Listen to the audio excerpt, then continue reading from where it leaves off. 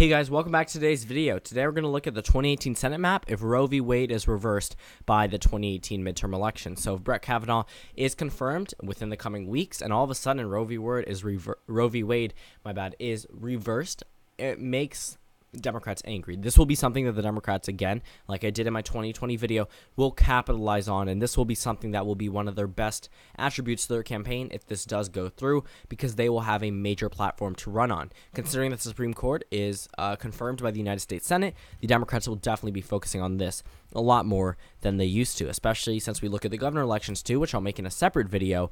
The Democrats are also going to focus there, because when it comes to state legislature, if Roe v. Wade is reversed, it goes up to the states, and then all of a sudden, the Republican SCOTUS could, not the Republican SCOTUS, but the conservative SCOTUS could technically ban it nationwide if they really wanted to, if a case got to the Supreme Court, but it seems like it would go to the states, and these governorships are going to be very important, because you can't pass anything that good for either political party if you have an opposition party in control that you don't agree with. So when we go to the governor map, we're going to see by far more Democratic pickups than we might see in a regular prediction. But for the Senate map, there isn't that much for the Democrats to expand on. Right now, we still see, again, those Democratic states that are probably going to stay Democratic that's good for their campaign, so it's not really bad for them. This brings them ahead at 42 seats, and the Republicans still at 47. Let's see if we can add a color over here. Yes, we can.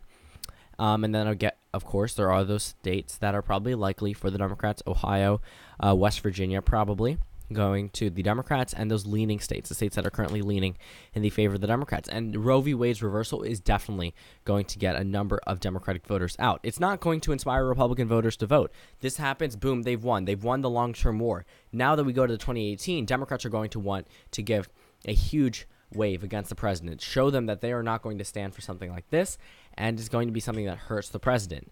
People won't really come out and vote when things are going their way, and it's a really sad reality, not just in the case of the Republican Party, but in the Democratic Party. When things are going your way, like in 2008, a number of Democrats were happy with how things turned out, but they didn't come out and vote in the midterm elections, or Republicans didn't do that when it came down to 2006, or to a couple of other Senate elections, or House of Representatives elections, where it was very important that turnout was high, and you did agree with what was going on with the incumbent political party, but you didn't reflect that in your ballot, because why should I vote if they're already doing too well? Most people typically only vote to send a message of opposition in midterms to a certain political party. That's why most people vote in presidential elections. Midterm elections are really just going against the incumbent and showing your either satisfaction or dissatisfaction, and usually it's the latter. So we look at our Senate map. We have 44 Democrats. Where would the Democrats improve due to this decision? Tennessee, Arizona, Nevada, Montana, North Dakota, Missouri, Florida, Indiana.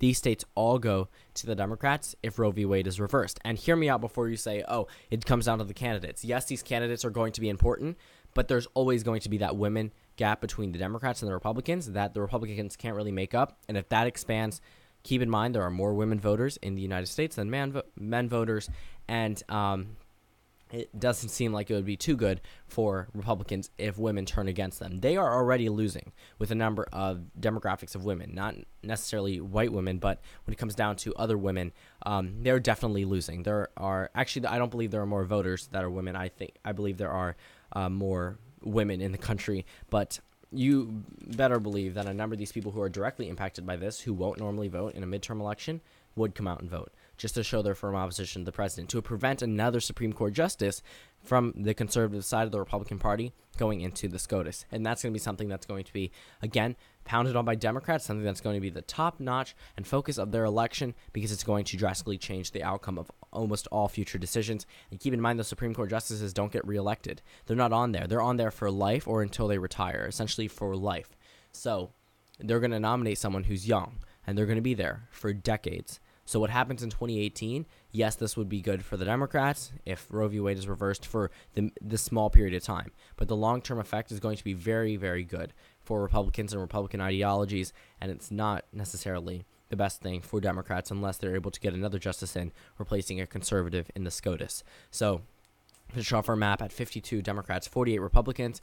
Thank you guys for watching this video. Comment down suggestions below, and I will see you all tomorrow.